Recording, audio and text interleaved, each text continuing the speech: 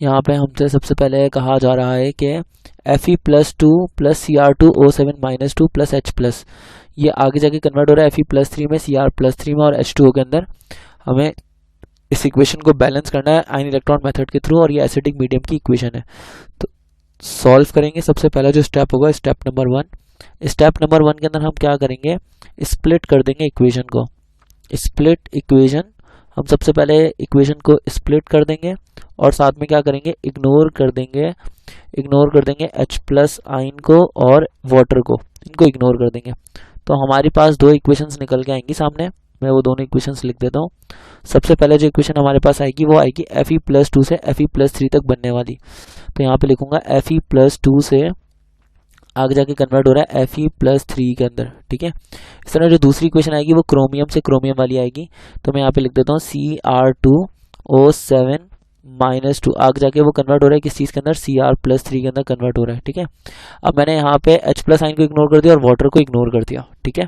अब उसके बाद मैं क्या करूँगा, इनकी ऑलरेडी आयनिक फॉर्म के अंदर है, तो हम इनके चेक करेंगे ये कहाँ पे ऑक्सीडेशन हो रही है, कहाँ पे रिडक्शन हो रही है। यहाँ पे आयरन का ऑक्सीडेशन नंबर है +2 और यहाँ पे आयरन का ऑक्सीडेशन नंबर है +3। तो जब आयरन का ऑक्सीडेशन नंबर आप देख रहे हैं कि यहाँ पे इंक्रीज हो रहा है, तो ऑक्सीडेशन नंबर जब इंक्रीज होता है तो उसका मतलब होता है ऑक्सीडेशन। तो इस जगह पर हो रही है ऑक्सीडेशन। अगर यहाँ पर ऑक्सीडेशन हो रही है तो यहाँ पर हो रही है रिडक्शन। यहाँ पर रिडक्शन कैसे पता लग रहा है कि यहाँ पे क्रोमियम से क्रोमियम तक आते हुए आप देख सकते हैं लॉस ऑफ ऑक्सीजन हो रहा है। ऑक्सीजन जो है वो लॉस हो रहा है और ऑक्सीजन के लॉस होने का मतलब ये है कि यहाँ पे क्या होगी, रिडक्शन होगी। अब आगे बढ़ते हैं। अब हमारे पास बेसिकली ये स्टेप नंबर 1 हो चुका है। स्टेप नंबर 2 जो ऑक्सीडेशन और रिडक्शन वाला था वो भी हो गया। स्टेप 3 है कि बैलेंस एटम्स, हम एटम्स को बैलेंस करेंगे। बैलेंस एटम्स, सबसे पहले एटम्स को बैलेंस करेंगे, अदर एटम्स को पहले बैलेंस करेंगे, फिर उसके बाद हम बैलेंस करेंगे किस चीज़ को, हम बैलेंस करेंगे ऑक्सीजन को। ऑक्सीजन को बैलेंस करेंगे बाय एडिंग वाटर और फिर उसके बाद ऑक्सीजन के बाद बैलेंस करेंगे हाइड्रोजन को और हाइड्रोजन को बैलेंस करेंगे बाय एडिंग H प्लस आइन। इस तरह से हम इक्वेशन को बैलेंस करेंगे। तो आइए ज़रा इसको बैलेंस करते हैं। सबसे पहले मैं यहाँ पे क्या करूँगा, हमारे पास इक्वेशन लिखी हुई है, मैं लिख देता हूँ आपसे इक्वेशन। इक्वेशन के अंदर क्या लिखा हुआ है, Fe+2, आगे जाके वो कन्वर्ट हो रहा है किस चीज़ के अंदर, Fe+3 के अंदर।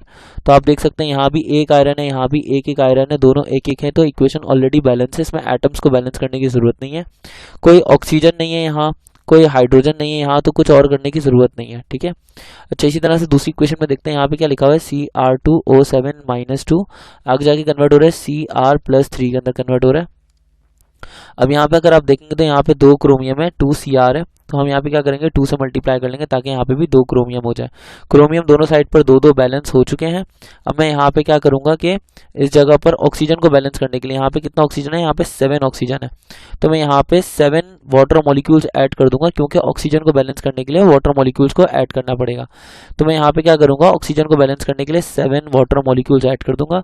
अब यहाँ पर अगर आप देखें तो यहाँ पे ऑक्सीजन है, सॉरी हाइड्रोजन है, 7 टू द 14। तो हाइड्रोजन को बैलेंस करने के लिए मैं क्या ऐड करूंगा, हाइड्रोजन को बैलेंस करने के लिए मैं यहाँ पे ऐड कर दूंगा 14 H प्लस आइन। अब मैंने यहाँ पे क्या कर दिया, यहाँ पे मैंने एटम्स को बैलेंस कर दिया है। नेक्स्ट जो स्टेप है, नेक्स्ट स्टेप के अंदर हम क्या करेंगे, नेक्स्ट स्टेप के अंदर हम बैलेंस करेंगे चार्ज को। नेक्स्ट स्टेप के अंदर हम बैलेंस करेंगे charge, balance charge by adding electron. हम यहाँ पे नेक्स्ट स्टेप में चार्ज को बैलेंस करेंगे इलेक्ट्रॉन को ऐड करके। अब यहाँ पे देखते हैं कहाँ चार्ज ज़्यादा है। यहाँ पे आयरन पे चार्ज है +2, यहाँ पे आयरन पे चार्ज है +3। तो जहाँ चार्ज ज़्यादा है और जितना ज़्यादा है उस साइड पर उतने ही इलेक्ट्रॉन ऐड कर देंगे। तो यहाँ पे आयरन पे +2 का चार्ज है, यहाँ पे आयरन पे चार्ज है +3 का, ठीक है। हम यहाँ पे क्या करेंगे, हम यहाँ पे एक इलेक्ट्रॉन ऐड कर देंगे ताकि दोनों साइड पर चार्जेस बैलेंस हो जाएं। जहाँ चार्ज ज़्यादा हो और जितना ज़्यादा उतने इलेक्ट्रॉन उस साइड पे ऐड करते हैं। जैसे यहाँ पे +2 का चार्ज है और यहाँ पे +3 का चार्ज है, तो यहाँ पर चार्ज एक ज़्यादा है तो हमने एक इलेक्ट्रॉन इस साइड पर ऐड कर दिया।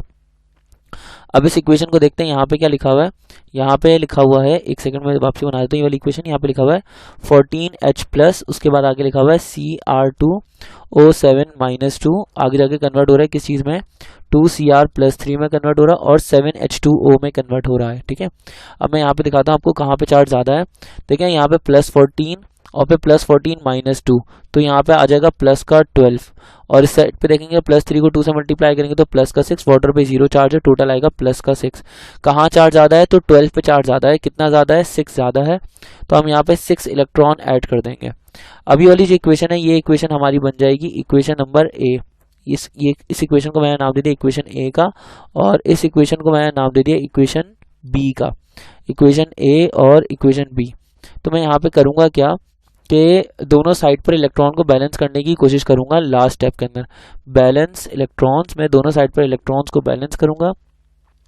बैलेंस इलेक्ट्रॉन्स एंड दोनों इक्वेशंस को ऐड कर दूंगा and add up both equations. दोनों साइड पर इलेक्ट्रॉन्स को बैलेंस करूंगा और दोनों को ऐड कर दूंगा। जैसे यहाँ पे आप देखें, यहाँ पर 6 इलेक्ट्रॉन है, यहाँ पे 1 इलेक्ट्रॉन है, तो इक्वेशन ए को 6 से मल्टीप्लाई करना पड़ेगा इलेक्ट्रॉन्स को बैलेंस करने के लिए। तो मैंने यहाँ पे इक्वेशन ए को 6 से मल्टीप्लाई किया, ये हो जाएगा 6Fe+2। आगे जाके कन्वर्ट हो रहा है किस चीज़ के अंदर? 6Fe+3 के अंदर कन्वर्ट हो रहा है और +6 इलेक्ट्रॉन के अंदर कन्वर्ट हो रहा है। इक्वेशन बी के अंदर देखते हैं, इक्वेशन बी के अंदर क्या लिखा हुआ है? 6 इलेक्ट्रॉन लिखा हुआ है यहाँ पे, फिर उसके बाद क्या लिखा हुआ है? 14H+, और उसके बाद लिखा हुआ है Cr2O7 -2। आगे जाके ये कन्वर्ट हो रहा है किस चीज़ के अंदर? 2Cr+3 के अंदर कन्वर्ट हो रहा है, +7H2O के अंदर कन्वर्ट हो रहा है। ठीक है, तो यहाँ पे हमने इसको इलेक्ट्रॉन्स को बैलेंस कर लिया दोनों साइड पे। अब मैं इक्वेशंस को ऐड कर दूंगा।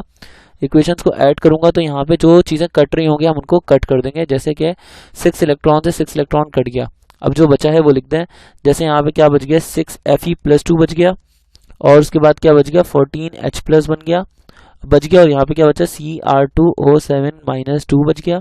उसके बाद आगे जाके 6Fe+3 बचा हुआ है, और क्या बचा है? 2Cr+3 बचा हुआ है, और साथ में क्या बचा हुआ है? 7H2O बचा हुआ है। तो ये हमने इक्वेशन को बैलेंस कर लिया। आप देखें हर चीज़ बैलेंस होगी। यहाँ पे आयरन 6 है, यहाँ पे भी आयरन 6 है। यहाँ पे अगर आप देखें हाइड्रोजन 14 है, तो हाइड्रोजन यहाँ पे भी 7 2 14 है। क्रोमियम 2 है यहाँ, तो यहाँ पे भी क्रोमियम 2 है। उसके बाद ऑक्सीजन अगर 7 है यहाँ पे, तो ऑक्सीजन यहाँ पे भी 7 से मल्टीप्लाई होकर 7 ऑक्सीजन है। एटम्स बैलेंस है। चार्जेस को बैलेंस करना है तो देख सकते हैं, प्लस को 2 को 6 से मल्टीप्लाई करें तो हो जाएगा +12, प्लस को 14 से मल्टीप्लाई करें तो हो जाएगा प्लस का 14, -2 को कोफिशिएंट 1 से मल्टीप्लाई करेंगे तो यहाँ पे आएगा -2। टोटल आंसर आएगा यहाँ पे 12 + 14 26 -2 24 आ जाएगा, प्लस का 24। +3 को 6 से मल्टीप्लाई करेंगे तो प्लस का 18, और उसके बाद +3 को 2 से मल्टीप्लाई करेंगे तो 3 2 6। उसके बाद वाटर के ऊपर 0 चार्ज है, 0 को 7 से मल्टीप्लाई करेंगे तो यहाँ पे 0 आएगा। अब इन सबको ऐड कर ले तो 18 + 6 यहाँ पे आ जाएगा 24। दोनों साइड पे चार्ज भी बैलेंस है, तो ये भी हमारा आंसर हो जाएगा। आई होप कि आपको हमारी वीडियो पसंद आई होगी। तो मिलते हैं नेक्स्ट वीडियो के अंदर। अपना ख्याल रखिएगा। अल्लाह हाफिज़।